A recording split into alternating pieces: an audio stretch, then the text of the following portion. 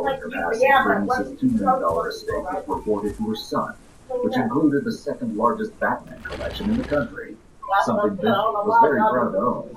But little did he know that the worst was yet to come. Don't put him on the hallway, later, Benji's company was intended to oversee an Amway convention attended by more than 1,000 people at the Hilton Hotel in Rye Brook, New York. He and Darcy were staying in the hotel's penthouse suite while working the event. At first, everything appeared to be going fine.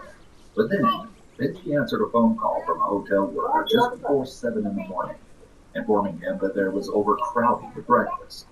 Darcy took it upon herself to handle the issue while Benji got some rest. But less than an hour later, she would return to make a bone-chilling discovery. As Darcy stepped inside the suite, she stumbled upon her blood-soaked husband lying on the floor and immediately dialed 911. Authorities rushed to the gruesome scene and confirmed right away that the hotel heir was deceased. Investigators believe that Benji had been savagely attacked by more than one person while sleeping and subdued using duct tape around his arms and legs and mouth. Furthermore, a medical examiner later noted that he had been stabbed and bludgeoned to death with dumbbells, resulting in 20 cracked ribs. What? Even more disturbingly, someone had gouged out both of his eyes. Police were baffled that the room showed no sign of forced entry, and given that nothing had been stolen, they assumed the attack had been personal.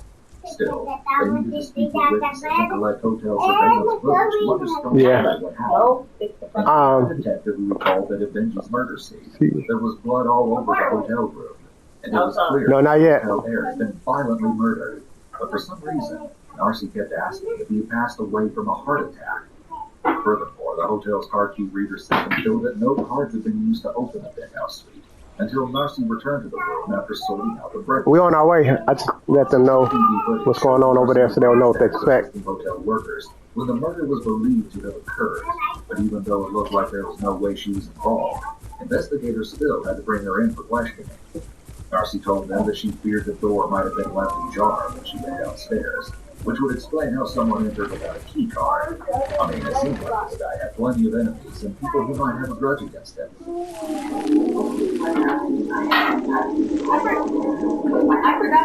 However, as detectives continued to question Darcy, it became clear that things in their marriage were far from good. In fact, that's so cute. The final story. So we on our way to SLL. We're about to go back up some of our guys at SLL. We're gonna roll over there and see what they got. He was allegedly robbed and assaulted, and while he reported the crime to the police, he chose not to press any charges. Darcy remarked to police of this ordeal.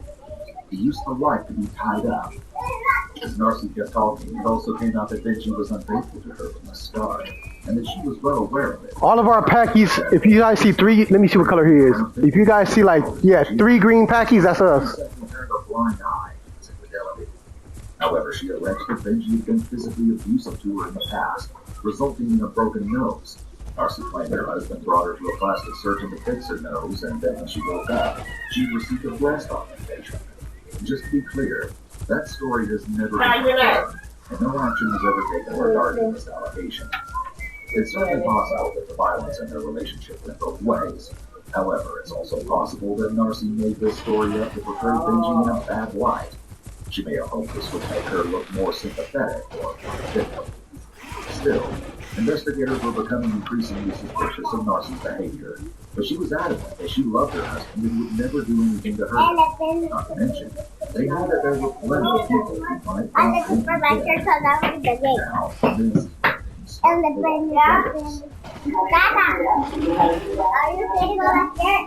Hold on, little mama.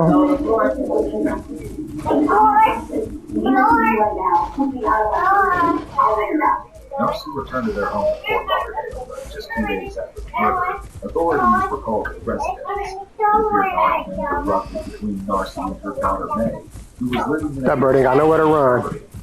According to police reports, we on his head.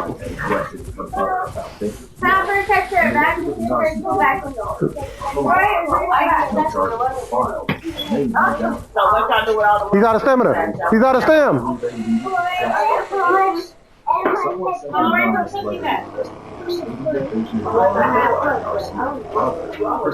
We pissed him off.